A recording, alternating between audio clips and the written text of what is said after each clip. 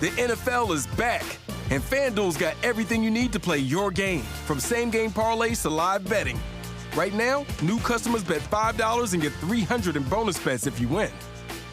21 plus in present and select states. 18 plus in Kentucky and Wyoming. Must be first online real money wager. $5 deposit required. Bonus issued as non-withdrawable bonus bets that expire 7 days after receipt. Restrictions apply. See full terms at FanDuel.com/sportsbook. Gambling problem? Call 1-800-GAMBLER.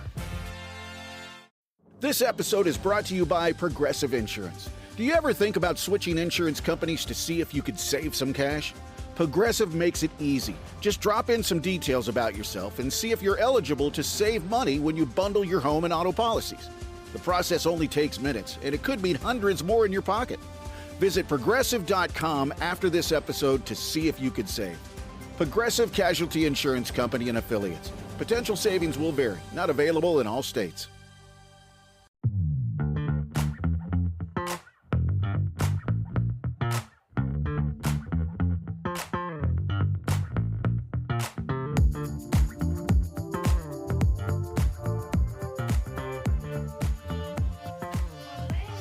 And now, to start this week's episode of Phillies Therapy, here's Matt Gelb with a recap of what has happened since the last time we spoke. All that happened, really, Paul, is the Phillies took their two bullpen acquisitions off the roster, Jordan Romano and Joe Ross. They were swept in New York. Then Kyle Schwarber hit 4 home runs. They took 3 out of 4 from the Braves. They signed Walker Buehler. They claimed Tim Meza, who might have a bigger role than Walker Buehler. And then they had maybe their best win of the season Monday in Milwaukee on Labor Day. And you saw Oasis live? Yes, I did. And that has been what has happened since the last time we spoke. Hi, everybody. Welcome to Phillies Therapy. You didn't miss much, as you could tell from that little intro. It's been an interesting week and change. Here we are recording later in the day on September 2nd, a Tuesday off day. Weirdly, in the middle of the week, the Phillies and Brewers are taking a pause in the middle of their series. They'll play 2 more, and then the Phillies play 3 in Miami before we get back into more Mets-related things next week. That's for another time. Matt, I am fascinated by the week that has been. The week that was, the week that has transpired since our last episode, because when we left off and the Phillies were about to start a 3-gamer in New York against the Mets, and they were up 7 games, I'm thinking, oh yeah, now's the time for them to really take advantage and put the boot down and all this blah, blah, blah.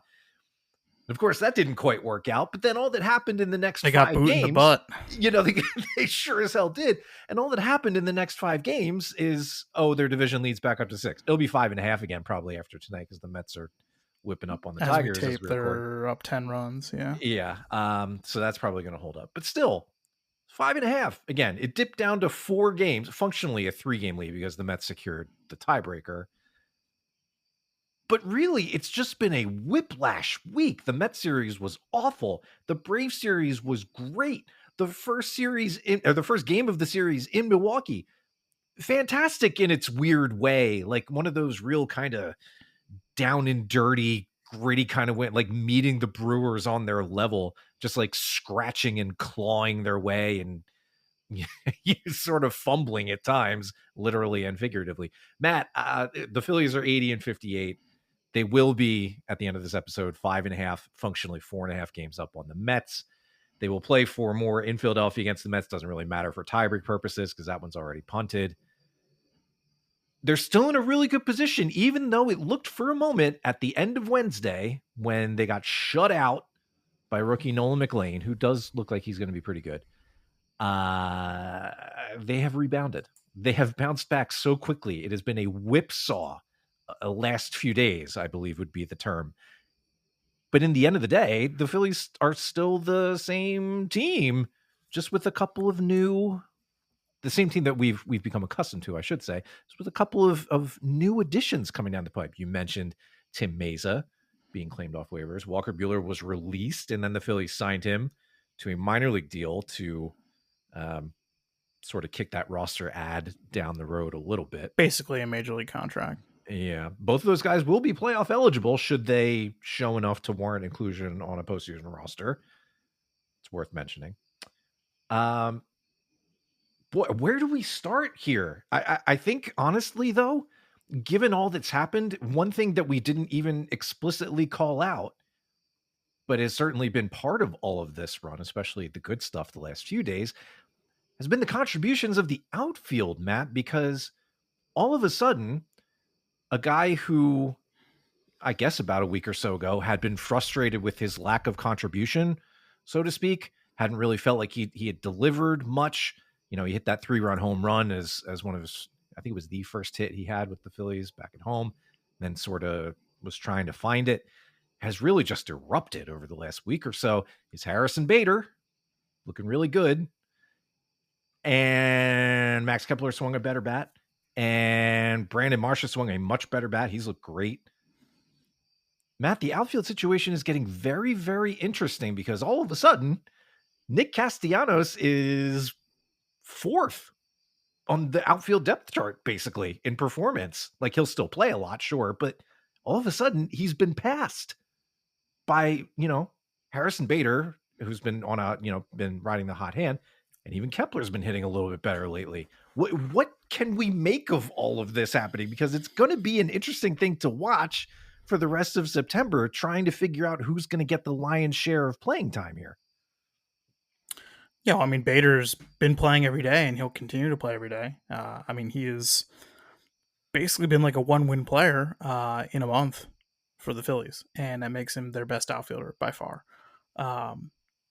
And I've been impressed because I think he has really fit in. Not just, obviously he's performed on the field, which will help you fit in anywhere when you're hitting, but yeah, he just seems to, he's a confident guy. He's kind of got a, a little bit of a, cocky energy to him that I think, isn't a bad thing for this kind of group. But he started 9 of the last 10 games. He's probably going to be starting again Wednesday, and I foresee him starting, 9 out of every 10 games moving forward, pretty much. I mean, I think he is their guy in center field, and rightfully so. I think he plays a really solid center field. When they went into this arrangement with this outfield after the trade deadlines, beginning August 1st, basically, the onus was on the manager, to make more decisions. And I think we were rightfully so critical early on in the month of some of those decisions. Like, you're going to get Harrison Bader and you're, just not going to play him. I mean, he was playing, every other day sporadically. But I think we've seen that there is a plan, and they've slowly transformed this thing into a timeshare across 3 positions. And I hinted at it weeks ago, right around the time that they got Bader, I guess like maybe a day or 2 into it, when Bader didn't play that first game. Remember that? Remember they got him and he didn't play the first game after the trade? Yep. I think they are at the point now with their outfield that this is where they wanted to go. They wanted to make it essentially 4 guys for 3 spots. And you can't argue with the results they've gotten. And this is the numbers, these are combined numbers for Bader, Marsh, and Kepler since August 1st, since Bader joined the Phillies. They have a 298 batting average, a 344 on base, and a 495 slug. So that's terrific. An 839 OPS. For the 3 outfielders who aren't named Nick Castellanos. And starts to raise a lot of questions, right? About not just the now, but also the later. Like, they were willing to ride Nick Castellanos even when, it was clear he wasn't doing his job as a right fielder. But, he was fine offensively for the first few months of the season. Now he is decidedly below average. And has been that way for a prolonged period. And I think, Paul, like, one of the bigger questions in this final, we got less than a month left in this season. What happens to this guy? Like, they've already cut into his playing time more than it's ever been cut into in his time with the Phillies. Yeah. And can't argue with it. It's the right call. They started taking him out for defense, even when he plays. All of this is the right call, and I think that this has been a slow and protracted um, drawn out, circuitous route to getting to this point, but they have arrived at, I think, the proper point with Castellanos right now where this team stands. What do you think? Yeah. Well, it is more of a results thing now at this part of the year. Has I to be. think it has to be, especially when you have somebody who's really playing well. You And, raise the bar, and now other guys are playing well yeah, too, and those guys should play. yeah. I mean, Castellanos is 0 for his last 11. He's drawn a couple of walks, but this is now a continuation. He did have a couple multi-hit games sprinkled in the middle of August, but this is sort of the continuation of a really, really down last couple of months for this guy. I think we had all kind of seen the writing on the wall that the Phillies will do what they feel they need to move on from him this offseason. I do not expect him back next year, even though he has one more guaranteed year on his deal. And if he does come back, it would be a surprise to me, I think, at this point. But even aside from that, it still felt like he was a guy who could be counted on for some kind of security in a way. He's always been there. I mean, you figured once the dust Yeah. settled and all these platoons play out and whatever, that, the ups and downs of Nick Castellanos, by the end of September, you're going to be sitting there being like, well, like he should be in there. He should be batting 7th, and he should be in there. They should take him out late in games, but he should be in the lineup. We trust him. He's got a track record. But Yeah. you want to go back to the start of June. This isn't just a couple months now. You can slice it however you want, but if you want to go back to June 1st, do you want to take a stab at what his on-base percentage is since June 1st? Since June 1st? This is 292 plate appearances, almost 300 plate appearances. Oh, it's got to be in the mid twos, right? Isn't it probably something like 260, 270? 271. 271. Yeah, that just doesn't cut it. That's staggering. Not, I mean, and combine that with, obviously, well below average to just horrendous defense in right field. And it's hard, right? Because you want to see this guy be a part of it. And I still think there's a way he can be. I think if he starts to hit, he will play more. But right now, if he doesn't hit, he's not going to play. Matt, And he had a 2-run home run off Tarek Skubal near the beginning of the month, right? And then his only other RBI for the rest of August was another solo home run off the Nationals' Shinosuke Ogasawara. He had 3 runs batted in for the entire month. Right, so this month we're not even talking about a low on base. We're talking about a guy who's not driving the ball at all. He did do it. I mean, this has got to be the worst month of his career, right? I mean, maybe April 2024 was worse. I'll look it up, but I think this has got to be the worst month of his career. It would be hard to be worse. And it's not even like he was immediately dropped to lower in the order too, and it was mitigated. He was smack in the middle of the lineup for all this. Yeah, I mean, they've given him a lot of runway here. More runway, I think, than any other manager would have given him. Yeah, I think. So I mean, whether it's late or not, and it's probably a long time coming. Now his playing time is going to be eaten into, and it should be at this point. There is no strong justification for continuing to run him out regularly over any of those other 3 guys the way they're playing right now. And it's weird to be in this situation because he is a guy who has had so much more success at the major league level, who has shown for the Phillies, albeit in brief spurts, that he can be a far, far more productive hitter and, somebody who can be placed in the middle of a lineup 4 or 5 or 6. But that just feels so long ago. And the results are now catching up to the quality of the at-bats deteriorating over the course of the year. The visuals of just not putting together competitive at-bats as regularly as you should be for a middle of the order hitter, really almost any major league hitter. It's just sunk to a low point that had to be addressed. Guaranteed money and years ahead be damned. It just, for the benefit of the 2025 Phillies, it just has to be adjusted. And until somebody else among those other three of Kepler, Marsh, and Bader, slump deeply in their own right, which could happen. Castellanos should probably only start a couple times a week. I mean, yeah. And like, do you play him? I mean, does he play? Yeah. I mean, even his numbers against lefties have really, really dipped. I mean, I still think, with Kepler and Marsh in the corners, like, it would be hard to play one or both of them definitely against a lefty. So you figure Castellanos has a path to playing against a lefty in October. Uh-huh. I don't know if they're fully, I don't think they've fully gotten there yet, right? Where they're like fully, platooning this guy. I mean, obviously, like it's you wouldn't call it a platoon now. It's more of a timeshare because he's still starting against some righties.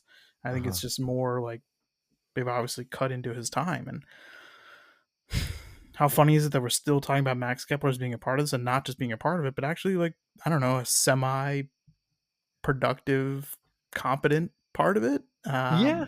Honestly, yes. It's been a lot better for him over the last couple of weeks. And he lost playing time when he did not perform, and he has regained playing time since he has started to perform. Yes. And that is that is the way that the outfield should be run. And I think credit to Rob Thompson, because I know that there's been some frustration about how this outfield was run and how it performed and who was playing and who wasn't playing for the first few months of the season. But come August here, I think it's become more of a meritocracy, and the players have responded by performing. So yeah, I don't know. I mean, like, do you think if there's right now, if there's a righty on the mound in game one of whatever series the Phillies are playing to begin the playoffs, whether it's the wild card series or division series, in your heart of hearts, is Nick Castellanos starting in right field against a righty in game one? We might get our answer on Thursday when Freddie Peralta takes the mound for the Brewers, because that is a game one caliber starting pitcher of a potential playoff opponent. And we could see right then and there what happens. We could get our answer in 2 days. I think I have my answer. This episode is brought to you by Progressive Insurance. Fiscally responsible, financial geniuses, monetary magicians. These are things people say about drivers who switch their car insurance to Progressive and save hundreds. Because Progressive offers discounts for paying in full, owning a home, and more. Plus, you can count on their great customer service to help you when you need it, so your dollar goes a long way. Visit Progressive.com to see if you could save on car insurance. Progressive Casualty Insurance Company and Affiliates. Potential savings will vary. Not available in all states or situations. Bombas makes the most comfortable socks, underwear, and T-shirts. Warning, Bombas are so absurdly comfortable you may throw out all your other clothes. Sorry, do we legally have to say that? No, this is just how I talk, and I really love my Bombas. They do feel that good. And they do good, too. One item purchased equals one item donated. To feel good and do good, go to Bombas.com and use code AUDIO for 20% off your first purchase. That's BOMBAS.com and use code AUDIO at checkout.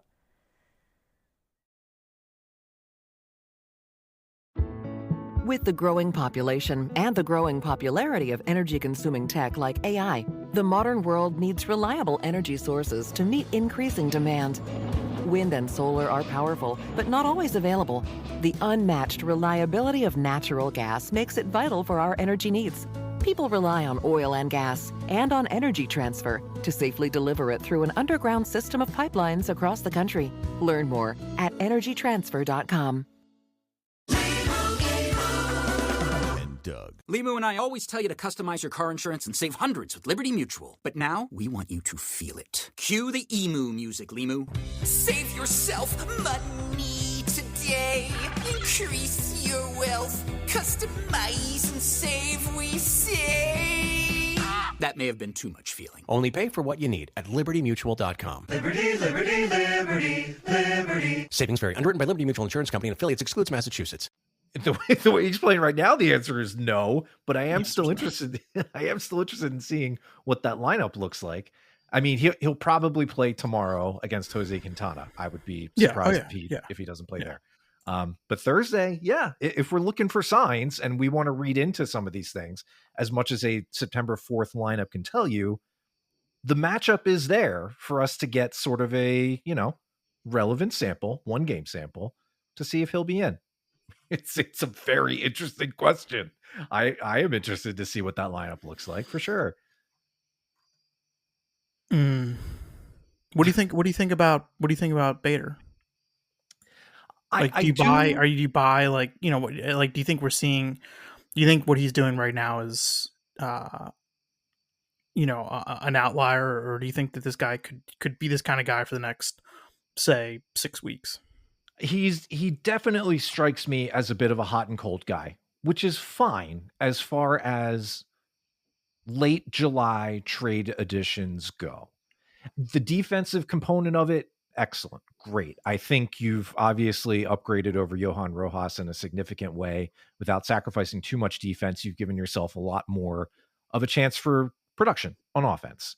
You know, just a better at bat. Usually, I do feel like Bader can fall victim to some of the chasing that we've seen from the other right-handed bats from time to time. He takes his A swing a lot. I mean, and that's fine, because we've seen him, you know, when he takes his A swing and he gets a hold of it, he hits it hard. You know, he is a nice player. He has been a nice player. He's hitting the ball well for the Phillies in the time that he's been here. He's putting better results on paper. He's got some stuff to play for. You know, just a quick look at some of the details of his contract. He's going to get some escalators as he hits some of these plate appearance numbers over the last month. In the grand scheme of things, it's not. I mean, he's putting himself in position to get a 2-year deal from somebody. Yeah, sure. I mean, I would expect him to decline his side of the option, even though he'll hit. Yes. You know, just looking at it here, in his second plate appearance of his next game, he'll get $200,000. That'll be his 400th plate appearance. Got a couple more after that. He could add probably a little. Is that for the season or is that for the option? That's for the option. Oh, okay. So it adds on to the option. Yes. So it's an escalator. It just makes the option more. Yes. So the base, just to set that level, the base for the 2026 option, it is a mutual option. So both sides would have to exercise it. It starts at $10 million. Yeah. It is with the buyout set at $1.5 million. There are some escalators that could increase the value of that $10 million base based on plate appearances and award bonuses. They're not huge. Yeah, they're not huge in the grand scheme of things, but it's something to play for. You know, it's another sports car if that's what he wants. Another couple like Louis Vuitton gym bags. I saw there was a game day fit. You know how sometimes the social folks and maybe Miles, I'm not sure who actually takes those pictures.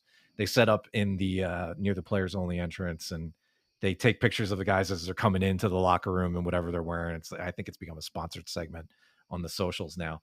And in one of these, Bader last week, he had like this big old, you know, like yellow and brown Louis Vuitton. He's got a very distinct style. He really does. He's a character, man. And you know what? That's good. I like seeing some life. We don't have to try and recreate 2022 with every single thing that happens here. We don't have to try and, you know, search for that magic, because you can't manufacture that sort of thing. And I don't think it's worth it to go out of your way to try and bring all of that back. But damn, it is nice to watch these guys on the field usually just look looser. You know, I remarked earlier at the end of the blowout game against the Braves, the game ended on a pop out to Edmundo Sosa, who had come into the game, and Alec Boehm was over there too. And they messed with each other on the pop out. You know, it was 19-4 or whatever it was at the time. Everybody had just finished watching Kyle Schwarber get a chance at his 5th home run. And, you know, they do a little Elvis Andrus, Adrian Beltre thing over there, messing with one another, you know, almost both going for the ball. And like, you could get away with that in a 15-run game, but also I don't think the Phillies of May were going to do that sort of thing. They just didn't look that loose. They didn't look that happy. And something has changed a little bit. Winning 19-4 will help that. That goes a long way. But I do think you can credit some of this to Harrison Bader. Sure. Maybe having Joan Duran and hit whatever sorcery he decides to throw on a given day is a nice addition to make you feel better about a late inning lead too. But something is just lightened. The mood is just a little bit lighter from my perspective on the other side of the television. Well, a month into this, we can, for now, say that, I mean, it looks like it was a pretty dang good trade deadline so far. Yeah, I mean, yes, you know, obviously judgments will be rendered more in October and beyond that, because obviously they have control of Yeah. Duran for a few more years. But right now, like, I don't know, looks like it was a pretty decent trade deadline. Duran, by the way, this is another conversation we're going to have over the winter. This is a guy who's he's shaping up to cost $100 million to lock up. You think so? The Hader deal? Is that what the Hader deal was? Yeah, it's a Hader. Hader was just south of that, and the numbers are pretty similar. I know Hader throws lefty. There's some comparable stuff happening here, so we're probably thinking like low 9 figures, I would imagine. Just keep that in mind. Keep that in your back pocket if you'd like to see Jhoan Duran extended for. I gotta go look at the Hader deal. Was the Hader deal all free agent years, or there was a couple option years? I go back and look. Yeah, we'll check that up. Well, speaking of Duran, I mean, like, I think I'm wondering, Paul, like, I think the other thing I guess that sticks out is like that, they have made some changes to the pitching staff since we last spoke, and they're 10-6 now since Wheeler's last start. I think, does Wheeler still lead the league in strikeouts? I think he does. He was still up there for a while, yeah. If not, he's really close to the top, still top 3. And I was just doing this, and I don't know, maybe I won't reveal this, but I mean, I was trying to write down like what my 12-man playoff pitching staff would be right now, because I do think they would go like 12 pitchers. He does still lead the league, by the way, by 5. That's amazing. I think they would go 12 pitchers like in the first round, especially if it's a 3-game series. Even if it's a 5-game series, I think they'd go 12 pitchers. They've done that in the past. Okay. And I got to 9 names, and I think I have a 10th name on there as like a guy I'm willing to commit to. Then there's like 2 spots at the end there that are like, again, the 2 spots that, like, if you're having to go to one of these guys in a playoff game, it's like either you're playing in like the 13th inning, or something great has happened and you're up big, or something terrible has happened and you're down big. So but I'm wondering from your perspective, like, the bullpen, like, we know Duran has been pretty solid outside of when he faces the Washington Nationals, and then that game in New York, which was an interesting result. I think it was instructive, though, in that I do think he needs to throw a few more pitches out of the strike zone. Mm-hmm. And I think since that outing in New York, you have seen him do that a bit. There's a fine line, right? He hasn't walked anyone yet while he's been with the Phillies, and he really prides himself on filling up the zone. But when he's got the stuff that he's got, I think you can live a little bit outside the zone. And some of these mishits, like these blue pits or these oppo hits, singles, like, oh, it's like, well, this stuff is so good, just bad luck. It's like, well, I don't know. Maybe you could prevent some of that bad luck by just being a little more outside the zone. Play the game in and out of the zone. After him, though, like, the bullpen's been a little shaky, like the last 10 days, last week.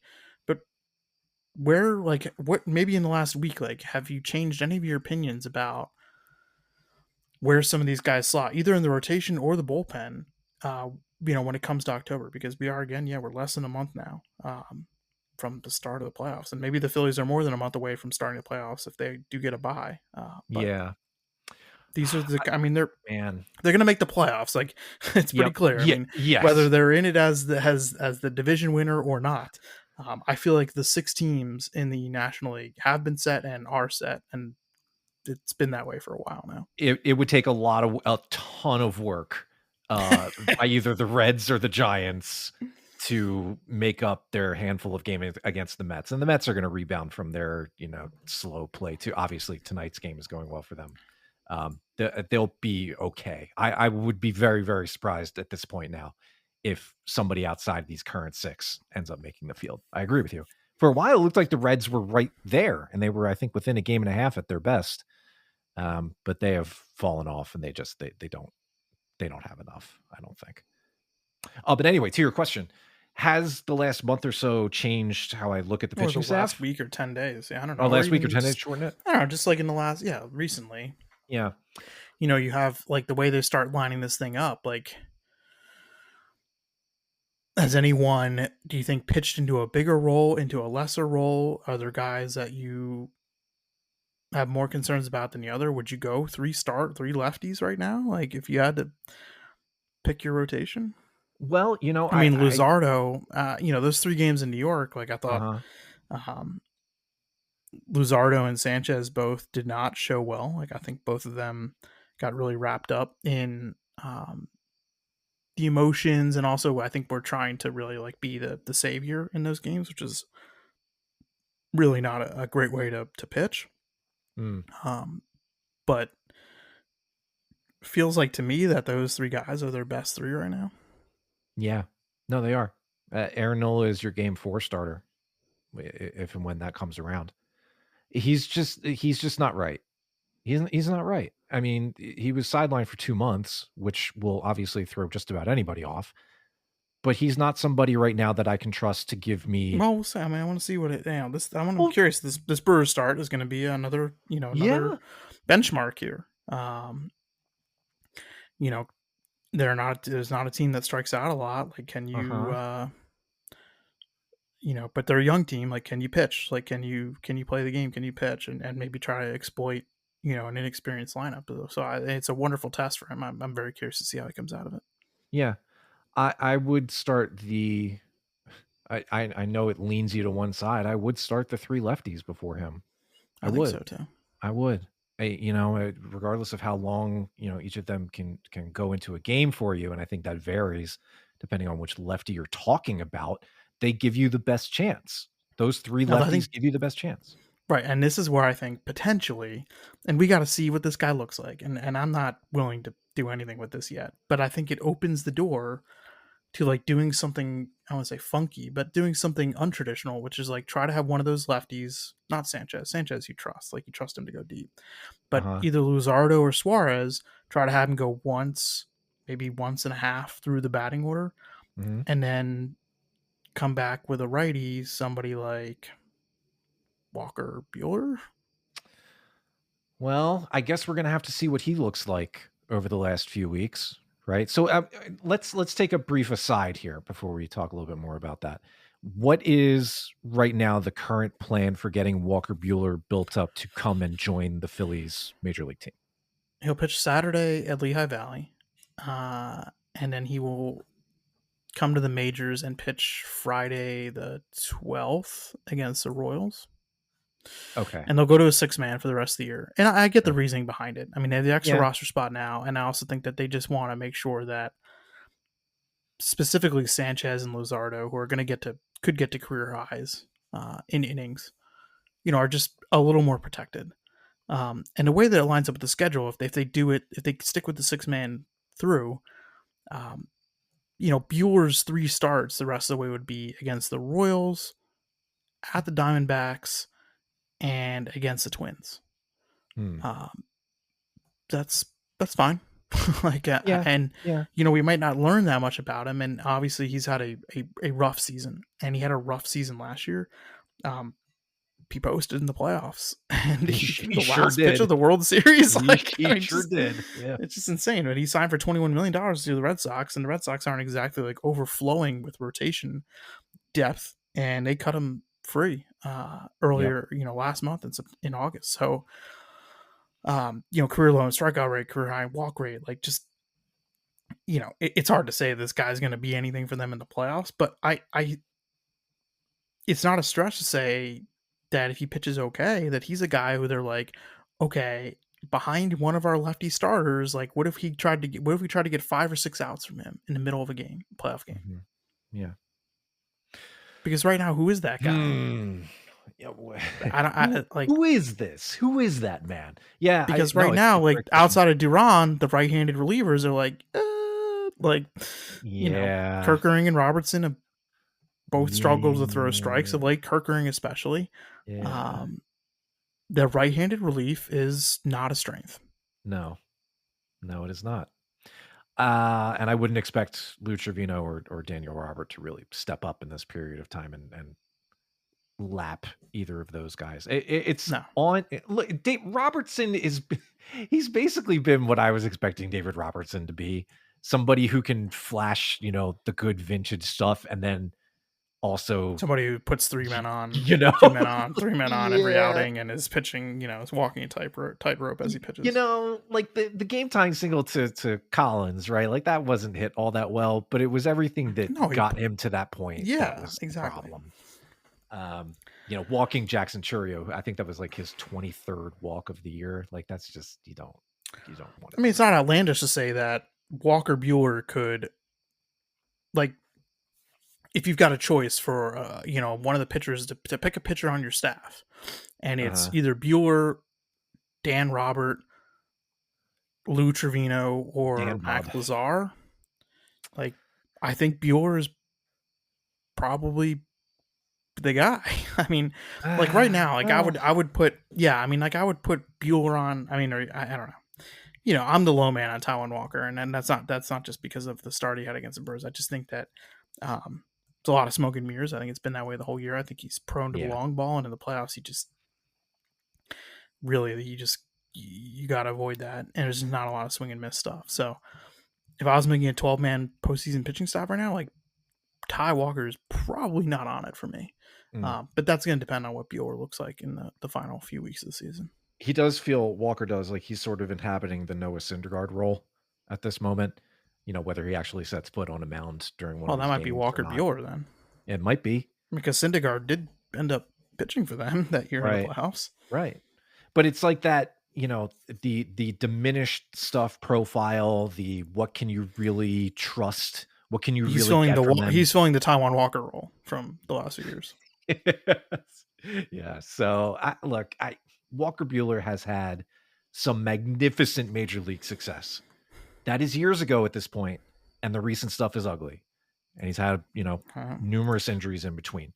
But the guy's got to be extremely motivated, and it's worth a shot because if he pitches well again, he probably gets a lot of money again. And he has a history of performing well in the playoffs. And I know that some of that stuff happened years and years ago when he was a different pitcher, but they're basically taking like $100,000 lottery ticket here, which that's what teams with money that want to win do.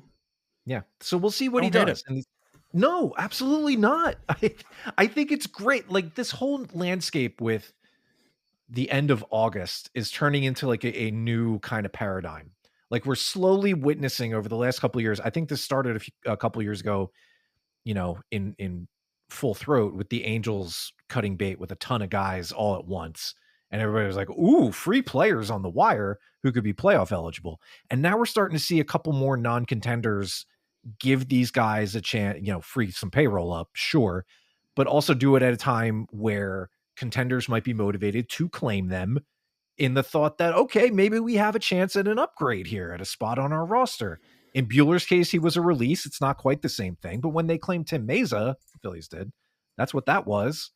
And he looked good in his Tim first Meza, appearance, so he looked great. And like Tim Meza's on my postseason roster right now. And I know he's only pitched one inning for the Phillies, but there are some layers to this. I mean, Jose Alvarado will not be eligible to pitch in October.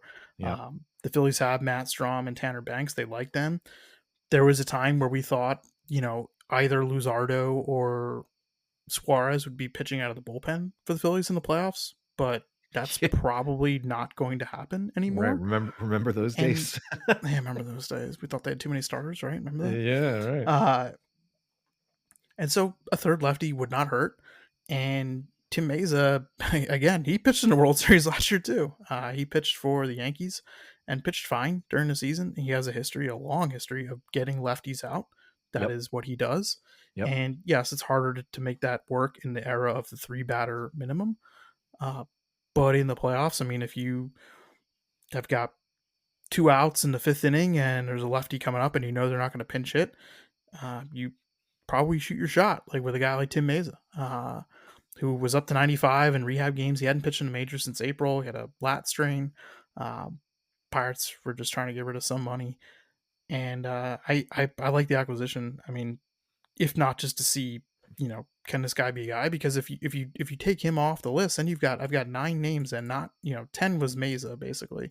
So now I've got 9 names. I've got at least 3 spots up for grabs, and I don't know that they have. Yeah, I mean, like without Meza, like it's like I don't know. It's gonna be a hard time filling out this 12-man pitching staff, but he's he's interesting. I thought his first outing was tremendous, and I thought the best pitch probably he threw was to the right-handed batter. Isaac Collins was the batter, I think, or Blake Perkins. I forget who it was. And it was like 95 down and into the righty, and he ground out. Just really good stuff. And he's another local guy. They have two. Allentown zone. When I was a teenager, I worked. My first essentially job in journalism, I was in high school, was I'd answered phones for the Lansdale Reporter, which I still think exists.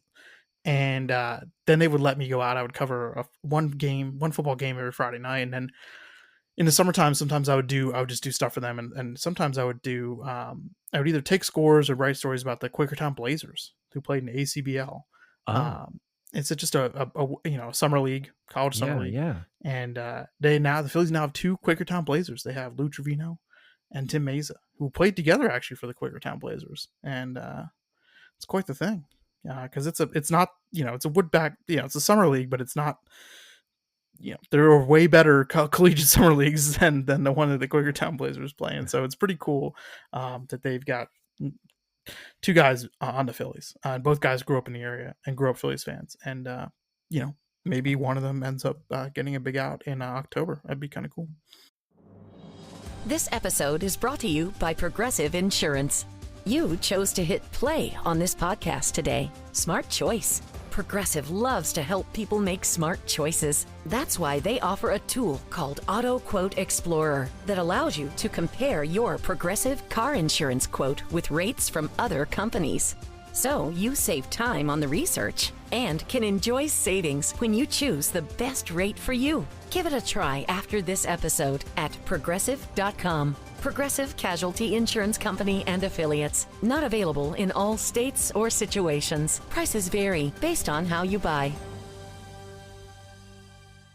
Cash flow crunch? OnDeck Small Business Line of Credit gives your business immediate access to funds up to $200,000 right when you need it. Cover seasonal dips, manage payroll, restock inventory, or tackle unexpected expenses without missing a beat. With flexible draws, transparent pricing, and control over repayment, get funded quickly and confidently. Apply today at OnDeck.com. Funds could be available as soon as tomorrow. Depending on certain loan attributes, your business loan may be issued by OnDeck or Celtic Bank. OnDeck does not lend in North Dakota. All loans and amounts subject to lender approval.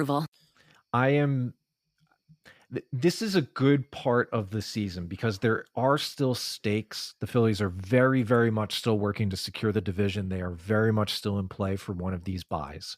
There are bigger fish to fry, but we are getting to a point now where it is interesting to me to watch how these guys are going to get used on the pitching side, especially. With the outfield side is what it is. Going to start to show his hand. Yes. And it's going to be really interesting to me to see how these things go.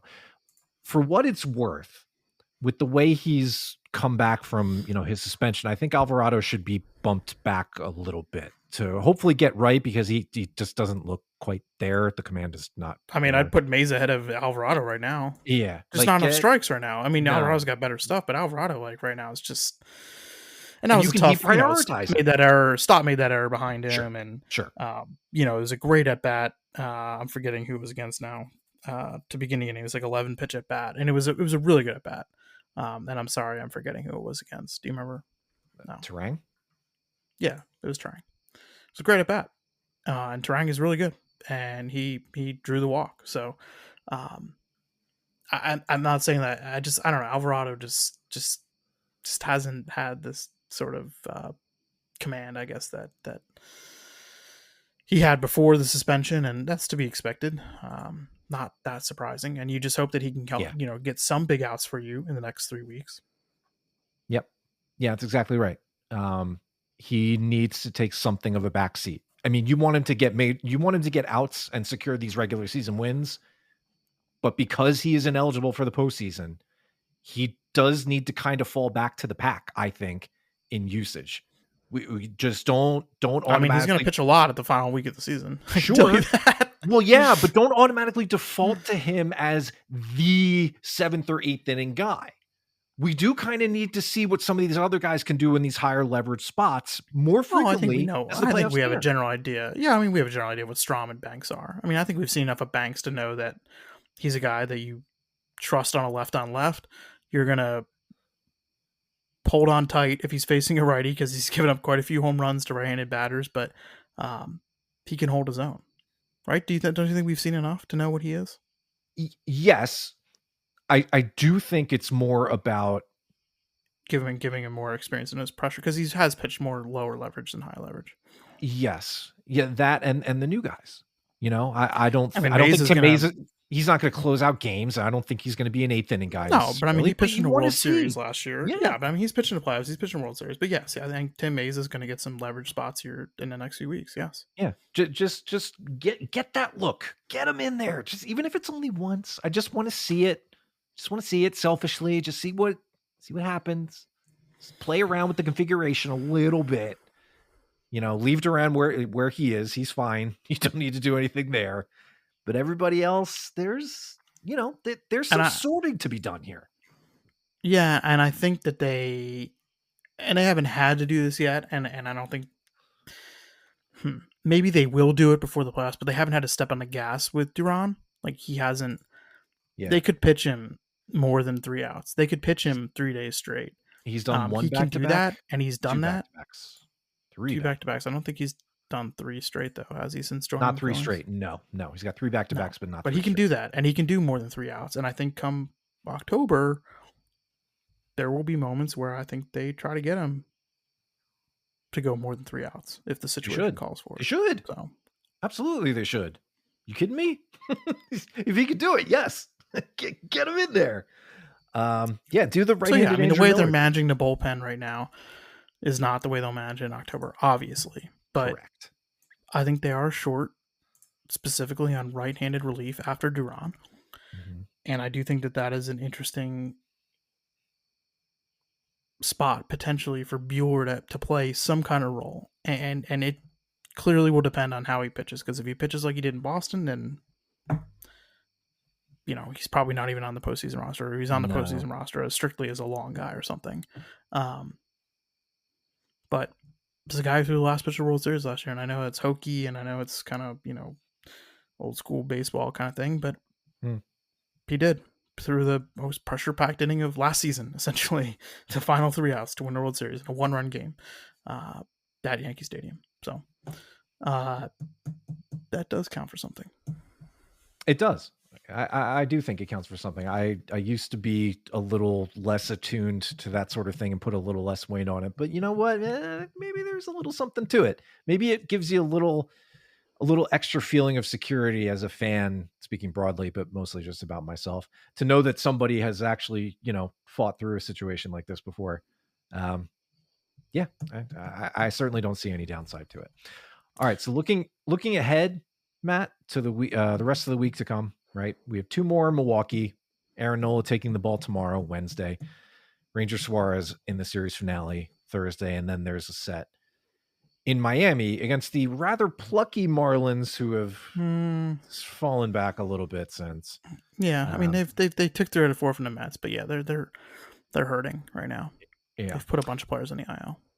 The Phillies, we again presume, I don't know if the game has gone final by this point. We presume the Phillies will be 5.5 up at the start of Wednesday's action. That is over. I'm watching Dennis Santana try to get 3 outs without giving up 2 more runs to the Dodgers. He's got 2 outs. That the Dodgers, to me, are the team worth truly paying attention to right now, because if they lose this game, there's 2 outs and they're down by 2. The Phillies are 2 up again for a bye. 2.5. Oh no, yeah, correct. They didn't play today. 2 flat. Yep. 2 flat. And yep. That's big. Very important to get that by. Yes, especially because, and we'll talk about this particular thing more as those actual, games come around. Phillies and Dodgers have another series in a couple weeks in Los Angeles. The Phillies won the first series of the year. 3 biggest games left of this season. Yes. If the Phillies win that series, if they take 2 of 3, they secure that tiebreaker against the Dodgers. If they lose this series, just 2-1, and they split the 6 games, then we get into some other stuff. If they get swept, obviously they lose that tiebreaker. But if they win that series, that's a huge leg up. Because we talk about the Mets having shaved a functional game off their deficit for the division. The Phillies could add a functional game to their lead if they win that series in LA in a couple of weeks. That's a big one. keep an eye out on that. I know 4 against the Mets coming up at home. Yup. Take care of that first. Fine. Not to mention this week. But the Dodgers series is a big deal. That's a very big deal. Dodgers just lost. Oh, there you go. Thank you, Dennis. I think, yeah, I mean, these last 2 games in Milwaukee are going to be, appointment viewing if they're anything like the first game. But even if they're not, I mean, like, it's just, you want to see how you match up against this team. And they have the best record in baseball. They do a lot of things well. We saw what they did to the Phillies when they came to Philadelphia earlier this year. And I know that was, that was a long time ago, but they are they are a really compelling team, and you want to see how you stack up against them. So first game was a lot of fun. A ton of fun.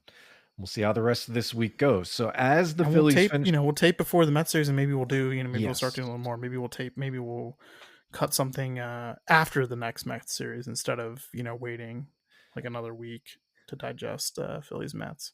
Yeah, at the very least, there's going to be a lot of movement, probably, we assume, with shrinking magic numbers. We can start talking about that now because it is September and those become real. I don't talk about the magic number until it's 10, single right, digits. Single digits. That is Okay, my yeah, rule. Yeah. Yes.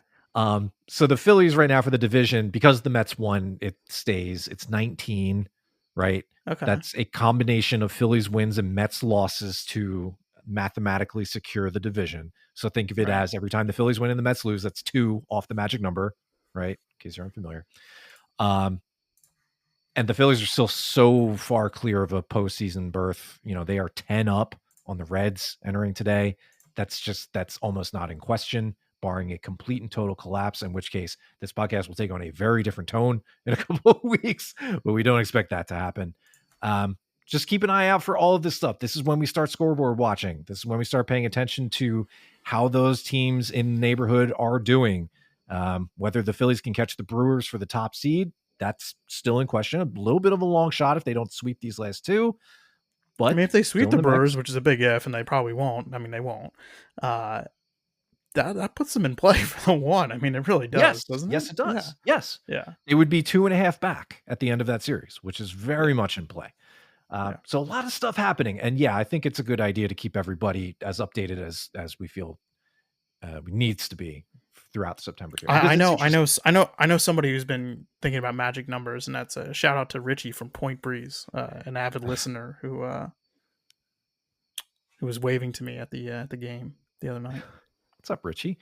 Yeah, it's great. It's exciting. I am bolstered by the great weather here in the Northeast for the last week and a half. It's been, oh my God, it's been. How long did Oasis play for? They did a 23 song set, including encore. I want to say it was. Yeah. Solid. A lot of the hits. They played my personal favorite song, which is a little bit of a deeper cut, a song called Fade Away off the Master Plan, which was really nice to hear. Yeah. They sounded great. They played Stand By Me. Yeah. They didn't banter as much as I was expecting. I heard a rumor that they were warned not to. I don't know by who. Why? I don't know. That's all anybody wants. I was expecting a little more lip, and I didn't quite get it. There were a couple wisecracks, but that was about it. No, they were good. They played again last night, Monday. I went to the Sunday show. Yeah, man. It's one of those things you just don't expect you'll ever see. Yes, please. Just twist the knife a little more. Thank you. Hey, look, I missed a chance to see Radiohead at Madison Square Garden years ago, and I still kick myself about that every once in a while. So I know what it's like. I know what it's like to miss out, because it's up in the air whether they'll tour again. I think they might, but you don't know. I mean, they must be making ungodly amounts of money, so my guess is yes, they'll try again.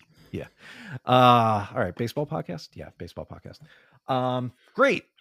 Kyle Tucker got hurt tonight, apparently, and so did Roman Anthony. That's the other thing in these last 3 weeks is just try to survive. Those are big. Jason Adam went down for the Padres. Yeah, ruptured his Achilles. That's a big deal for next year too. Yeah. Okay. Well, yeah. Stay healthy. Knock on wood. All that good stuff. All right.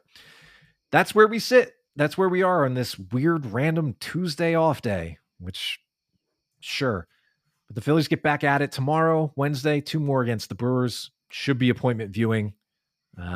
Then we got the Marlins before big things start happening again next week with more divisional play against the Mets. So there you go. Matt, what else is happening at The Athletic with you and Charlotte over the next week? Charlotte is in Milwaukee, and she actually has a story that'll be in The Athletic Wednesday morning that she's been working on. And I do think it's a story people will be interested in, just kind of like where Justin Crawford is at this point. And, checking in with him and sort of going into maybe why he wasn't necessarily caught up and what he's working on. And she's done some reporting on it for a little bit, so I'm excited to read that. And yeah, Charlotte will be with the team in Milwaukee the rest of the way, and then football. The Eagles play. Yeah, go Birds. No, neither of us will be in Miami with the team. It's the last 3 games that neither of us will be with the team. So, I'm sure something crazy will happen in Miami. Yeah, probably. Matt, I feel like it's worth celebrating, and I'm going to mark it here as we bring this episode to a close that I'm going to make 0 edits to this episode. I feel like we did a great job, and everybody's going to hear us exactly as we talked tonight. So how about that? Absolutely no cuts, just some music. And if you're on our Patreon, I'm guessing you're going to get it tonight. Yeah, baby. Gets it in the morning. Excellent plug. Patreon.com/Phillies Therapy. Join the group, join the crew. We have a Discord server that is very active. We love chatting with everybody during game days and really any day. We talk about all sorts of stuff on there, not just Phillies. We'd love to have you. We've got merch on Fourth Wall. All the links are on the Patreon page if you're interested in that. Thank you to everybody who supported us both with money and without money. You guys continue to rock, and you make this show go. We're coming up on our 4th postseason doing this show. It's kind of wild that it's been 3.5 coming up to the end of our 4th season doing this already, but that's all because of you all. So thanks, everybody. We will continue to thank you and grovel at your feet for however long we continue to do this, because I'll speak on behalf of Matt.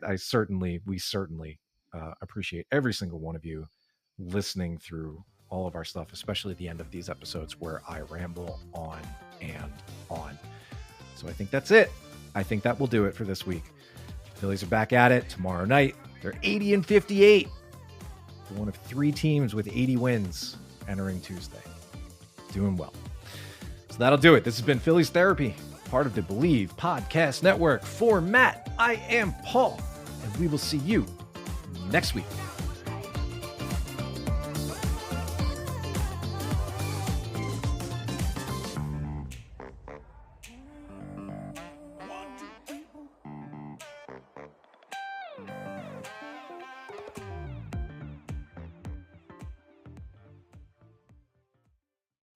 The NFL is back, and FanDuel's got everything you need to play your game, from same-game parlays to live betting. Right now, new customers bet $5 and get $300 in bonus bets if you win. 21 plus in present and select states. 18 plus in Kentucky and Wyoming. Must be first online real money wager. $5 deposit required. Bonus issued as non-withdrawable bonus bets that expire 7 days after receipt. Restrictions apply. See full terms at FanDuel.com/sportsbook. Gambling problem? Call 1-800-GAMBLER.